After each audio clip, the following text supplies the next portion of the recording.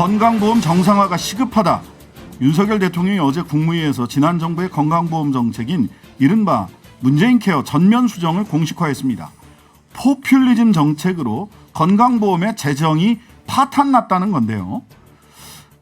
이 말 사실인지부터 좀 짚어봐야 될 것 같습니다.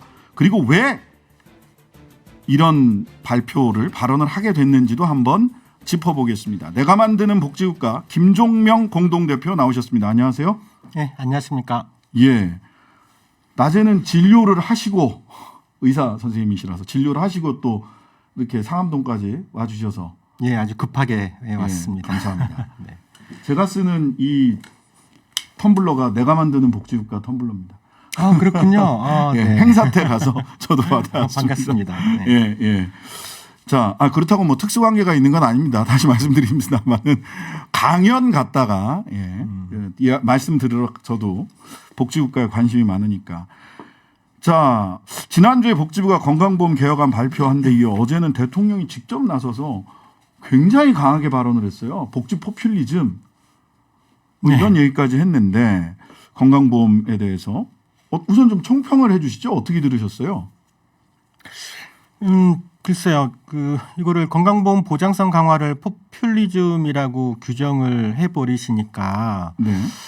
좀 약간 좀 당혹스럽죠. 네. 건강보험 보장을 확대하는 거는 모든 국민의 의료비 부담을 줄여주는 정책이거든요. 네.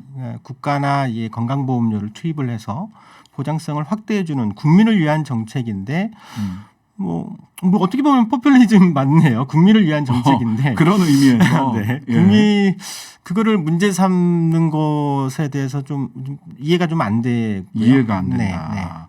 보장성 강화 정책을 포퓰리즘이라고 하고 실패했다라고 얘기하는 건 이해가 가지 않는다는 말씀이고요. 정상화가 시급한 인기영합적 포퓰리즘 정책이다라고 문재인 케어를 평가를 했어요. 근데 문재인 케어가 뭐길래 이렇게 평가를 하는지 먼저 짚어봐야 될 것 같습니다. 소위 문재인 케어 핵심적인 내용은 뭔가요? 지금 우리나라의 건강보험 보장이 서구 유럽 복지국가에 비해서는 상당히 낮은 수준이지 않습니까? 여전히. 네, 여전히 이제 큰 병 걸리면 병원비로 국민들의 고통이 되게 큰 상황에서 이 건강보험의 보장을 좀 확대해서 의료비 부담을 줄이겠다라고 하는 정책이고요. 네. 세부적으로 따지면 이제 비급여를 사실 건강보험 보장이 낮고 환자 본인 부담이 높은 이유는 사실은 비급여 때문이거든요. 그렇죠. 선택 진료, 비급여, 그렇죠. 뭐 이런 것들이었죠. 당시에 이제 3대 비급여라는 표현도 있었고 3대 비급여뿐만 아니라 대부분의 비급여를 의학적으로 타당한 비급여에 대해서는 이제 건강보험을 적용을 해주는 그 이제 급여화 정책이라고 얘기하죠. 그래서 비급여를 대부분의 비급여를 단계적으로 급여화하겠다라고 하는 정책이 핵심이었고요. 그때 3대 비급여 항목이 선택 진료, MRI 또 뭐 하나 더 있었나요? 지금은 이제 좀 헷갈리시죠? 예, 헷갈려요. 3대 비급여라는 개념이 당시까지 지금은 이제 더 이상 안 써서 잘 모르는데요. 네.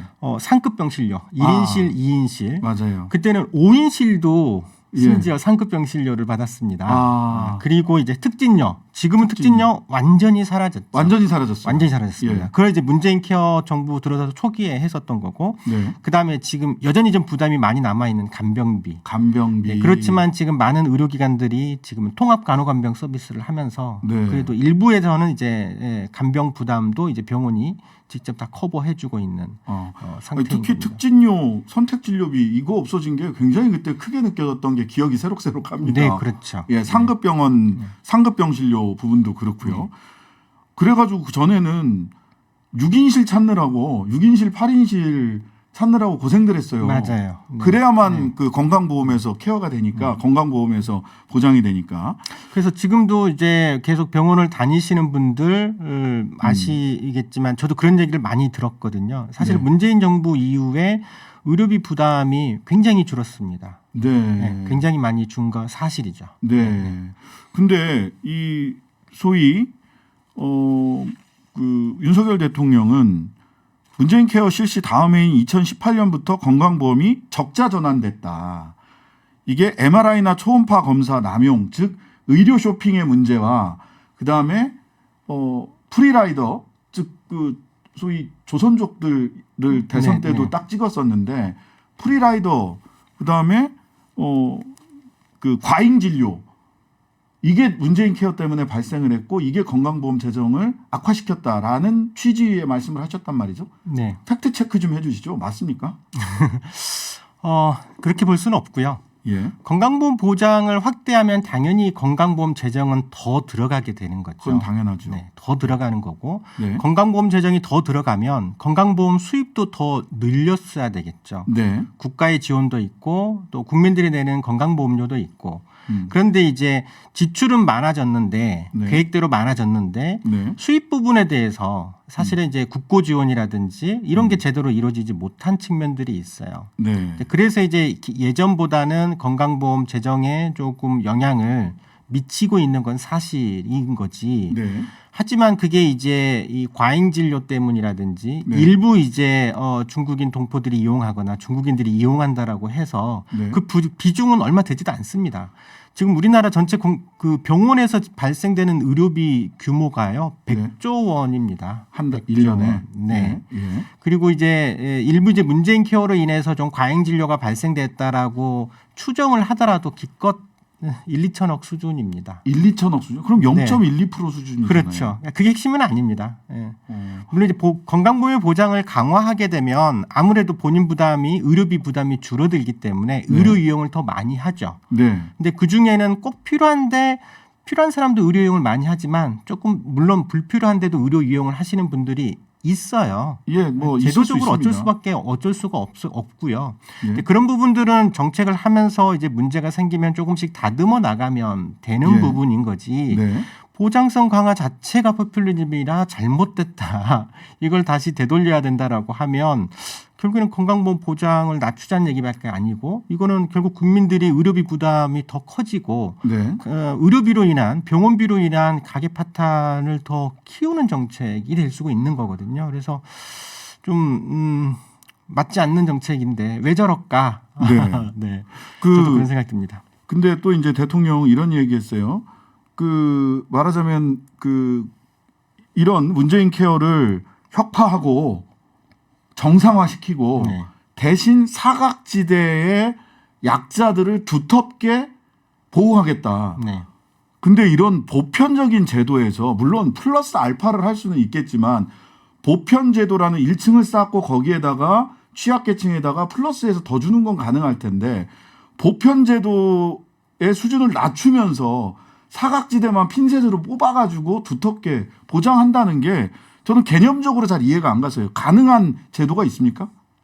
제도가 있긴 있는데요. 지금 현재 그게 제대로 작동되지 않습니다. 그러니까 네. 이번 정부 발표를 보더라도 건강보험 재정 보장성 기존의 계획을 좀 축소하면 네. 재정이 세이브되는 게 있을 건데 네. 그걸 이제 쉽게 얘기하면 재난적 의료비 이 지원제도나 이런 거에 좀 더 강화하겠다는 건데 네. 지금 현재 우리나라에서 재난적 의료비 지원제도가 사실상 작동되지 않고 있는 네. 정책입니다. 네. 왜냐하면 건강보험에서는 의료 이용을 하면 돈을 바로 자기가 일단 내야 되잖아요. 그렇죠. 본인 부담을. 예. 근데 재난적 의료비는 그때 필요할 때 바로 지원해주지 않고 사후해줘요. 사후에 내가 낼 거 다 내고 사후에 이것저것 아주 복잡한 서류들 영수증 다 떼서 건강보험공단에 가서 신청해서 심사받고 네. 받는 거거든요. 네. 그렇기 때문에 이거를 적극적으로 이용하는 국민들이 별로 없어요. 네. 네. 네. 그래서 실질적으로 건강보험의 보장이 안 되는 부분들은 보장을 강화시킴으로써 말씀하셨던 것처럼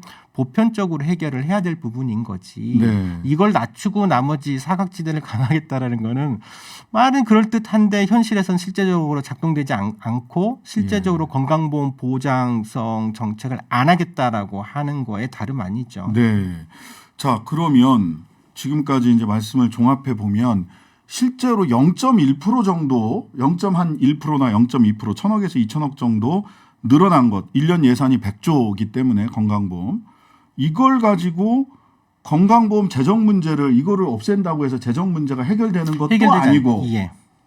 그렇다고 해서 제도의 보장성을 줄여서 뭐 이렇게 사각지대를 두텁게 보장한다라고 하는 목표도 현실에서 작동하기가 쉽지 않다. 그러면 그렇죠. 사실상 실익이 없는 건데 왜 이런 과격한 좀 굉장히 센 발언을 하면서 보장성을 넓혀가던 방향을 틀어버리려고 하는 건지 저는 그게 좀 궁금하거든요. 이게 뭐 정치적인 부분도 정치적인 이유로 해석을 해야 될 것 같습니다. 전임 정부의 정책을 모두 다 이렇게 잘못됐다고 규정하고 이게 뒤집으려고 하는 차원에서 하신 거 아닌가라는 생각이 좀 들고요.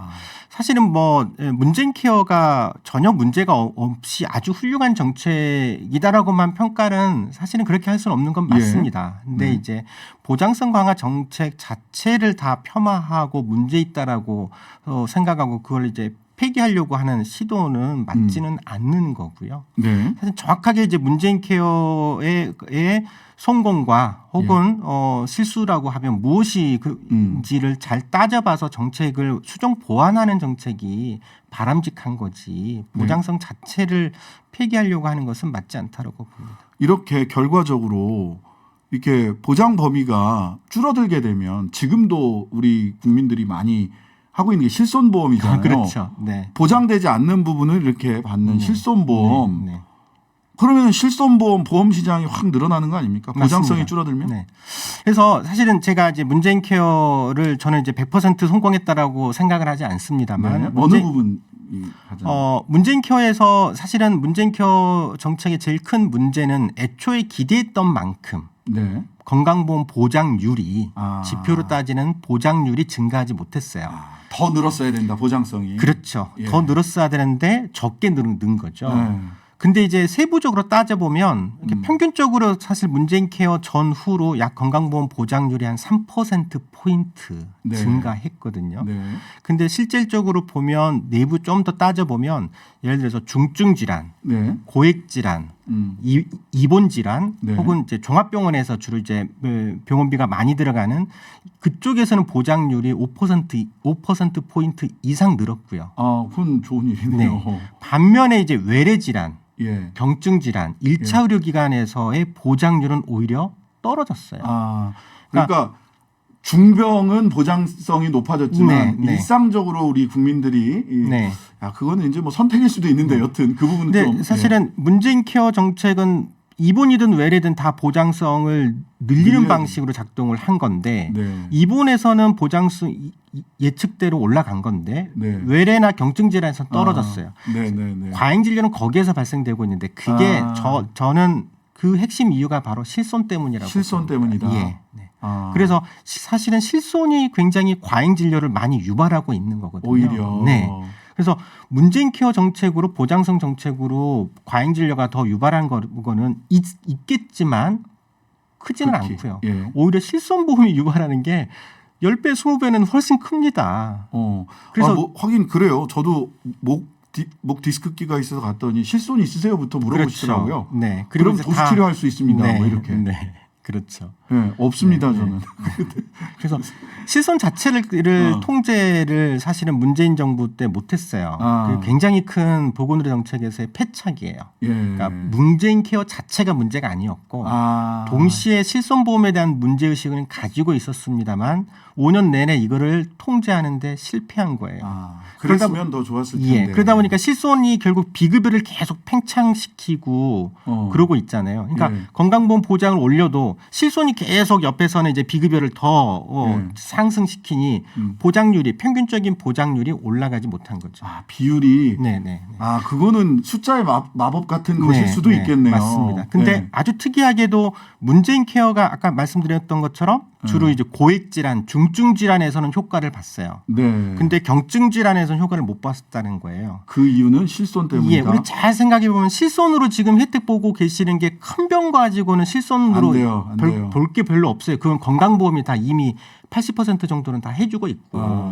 그다음 외래에서 이제 도수치료라든지 뭐 최충격파라든지 혹은 요즘에는 뭐 백내장 수술이라든지 이런 주에서 이제 굉장히 많이 지출이 되고 있는 거거든요. 그러니까 거기서 실손이 많이 지출되니까 급여 항목에서도 건강보험에서도 지출이 같이 늘어난. 그렇죠. 꼬리가 머리를 흔들어 버린 거네요. 네. 결과적으로. 네.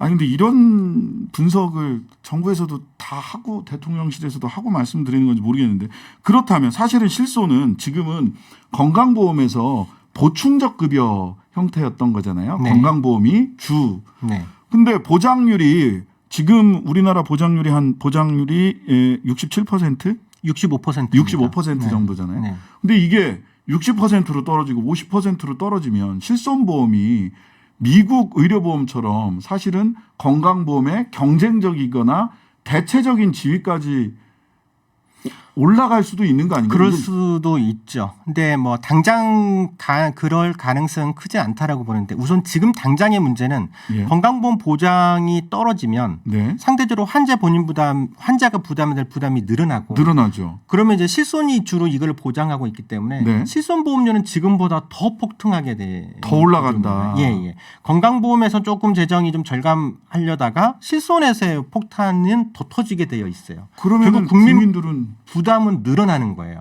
오른쪽 주머니에서 나가는 돈 조금 줄고 왼쪽 주머니에서 왕창 2배, 나가게 3배 나가야 되는 그렇죠. 거죠. 그렇게 되는 겁니다. 지금도 실손보험 가입자분들 갱신할 때마다 보험료 확인해 보면 까무러치거든요. 사회적인 그러니까요. 문제가 되어 있어요. 이미. 네. 근데 이거에 대한 통제에 대한 해결책이나 이런 고민은 없이 보장성의 문제로만 접근하게 되면 결국에는 실손만을 더 팽창시키고 실손이 유발하는 과잉 진료를 더 유발하기 때문에 더 문제는 악화되는 거예요. 해결되는 게 아니라는 거죠. 이거 어떻게 규제해야 됩니까? 실손보험 그러면? 우선은 안타깝지만 실손보험 상품 자체에 문제가 있어요. 네. 바꿔야 됩니다. 네. 너무 보장이 높은 건 사실이에요. 네. 그러니까 초기에 실손보험 시장이 등장했을 때 우리가 1세대, 2세대 상품들 주로 연도로 따지면 2012년쯤까지 네. 가입하신 분들은 요즘에 그때 가입하신 분들은 실손보험 해약하지 말라는 얘기도 많잖아요. 맞아요. 그렇게 얘기하더라고요. 사실은 그건 맞지 않아요. 아. 그 대신에 그 높은 보장을 유지하기 위해서 어마어마한 실손보험료를 앞으로 계속 내야 돼요. 앞으로도 네. 점점 올라간다는 거죠. 실손보험료. 그거보다는 그나마 최근 3세대, 4세대 보험 실손 의료 상품은 괜찮아요. 상대적으로 훨씬 나름 도덕적 해이나 과잉 진료를 통제할 수 있는 메커니즘이 좀 들어 있어요. 네. 그것도 문제 있긴 하지만 네. 그래도 초기 1, 2세대의 가입자분들이 여전히 대부분이거든요. 네. 실손보험 가입자의 한 70% 정도가 1, 2세대인데 이분들이 사실은 3, 4대 상품으로 4세대 상품으로 적극적으로 전환하도록 네. 정책을 지원해 주는 정책을 해야 돼요. 네. 그다음에 그러니까 말하자면 실손의 과잉 진료를 유도하거나 네. 또는 엄청난 보험료를 납부하게 하는 방식의 실손보험은 하면 안 된다. 네. 그리고 또 하나는 이제 실손보험이 주로 이제 비급여를 보장해 주잖아요. 근데 이제 비급여에 대한 좀 가격 규제 메커니즘이 없어요. 비급여는 엄청나게 비쌉니다. 그렇죠. 비급여 가격은 병원마다 다 달라요. 다르고요. 병원이 내가 이 가격을 예를 들어서 100원을 받고 싶으면 100원 받는 거고 1000원을 받고 싶으면 1000원을 받는 거예요. 네. 그러니까 의료기관마다 예를 들어서 도수치료 가격도 다 다릅니다. 수십 배 차이 나는 경우도 네. 많습니다. 1회 뭐 10만 원짜리도 네, 있고 네. 뭐 5만 원짜리도 있고 근데 그거를 훨씬 비싼 것도 있어요. 그거를 의료기관이 공급자가 결정한 가격을 무조건 실손이 해줘야 되냐? 예. 사실 그 억울해하거든요. 네, 보험사도 네. 그래서 좀 억울해하는 측면들이 있죠. 그래서 그런 비급여 가격에 대해서도 합리적으로 좀 조절할 수 있는 메커니즘이 사실은 필요합니다. 비급여도 통제 네, 필요하다. 병원마다 너무 차이가 네. 많이 나니까. 그래서 공급자가 일방적으로 가격을 결정하는 거는 사실은 좀 맞지는 않아 보이고요. 네. 어쨌든 그거를 좀 사회적으로 공적으로 비급여 가격을 근데 통제할 수 있는 메커니즘이 가장 필요합니다. 근본적인 거는 보장성을 확 늘려서 실손을 필요 없게 하면 되는 거 아닙니까? 그렇죠. 정답은 거기에 있습니다. 정답은 그거 아닌가요? 네네. 지금 65% 수준의 부담 보장성을 네. 90% 뭐 85% 90%까지 가면 실손이 필요가 없어지죠. 네. 근데 이제 보장을 더 높이면 또 예. 우리가 예측했던 것보다 재정 지출은 더 늘어나요. 아까 네, 얘기했던 네, 것처럼 필요한 의료비가 주로 많이 늘어나지만 일부에서는 이제 불필요한 측면들도 일부는 있거든요. 이제 그래서 네. 이제 그런 부분들을 잘 통제할 수 있는 아주 디테일한 메커니즘이 필요하고요. 네. 또 우리 사회는 여전히 보장률이 낮음으로 인해서 중증 질환들의 본인 부담, 환자들의 부담은 여전히 커요. 네, 예를 그렇죠. 들면 백혈병 걸리면 1년에 1억씩의 총 진료비가 나와요. 네. 건강보험에서 그걸 90%를 커버해줘도 1,000만 원의 본인 부담은 내가 여전히 내야 되는 네. 거죠. 그러니까 이런 문제를 해결해 주려고 하면 사실 그래서 본인 부담 상한제가 필요하고 그렇죠. 그런 제도적 대안이 그렇죠. 필요하죠. 그게 이제 저희가 주장하고 있는 이제 100만 원 상한제. 네. 100만 원 상한제는 결국 고액 질환 위주로 보장을 높이고 네. 경증 질환자는 지금 현재 보장률 유지해도 돼요. 네. 근데 하지만 누적해서 병원비가 많이 나오게 되면 그건 이제 건강보험이 해결해 주자라고 하는 정책이 있죠. 네. 뭐 이야기 듣다 보니까 벌써 시간이 뭐 많이 지났는데요. 결과적으로 이 보장성이 지금 말씀 듣다 보니까 보장성이 축소되면 실손보험 쪽이나 민간보험 쪽에서만 녹아 나갔다. 그래서 보장성을 줄이는 정책은 국민을 위한 정책이 아닙니다. 국민의 의료비 부담을 더 늘리는 정책입니다. 오히려 오른쪽 주머니에서 건강보험, 왼쪽 주머니에서는 더 급등하는 실손보험료를 그렇죠. 내야 되는 의료비 증가 정책으로 귀결될 것이다라는 예측까지 오늘 말씀 여기까지 듣겠습니다. 지금까지 김종명 내가 만드는 복지국가 공동대표였습니다. 감사합니다. 네, 감사합니다.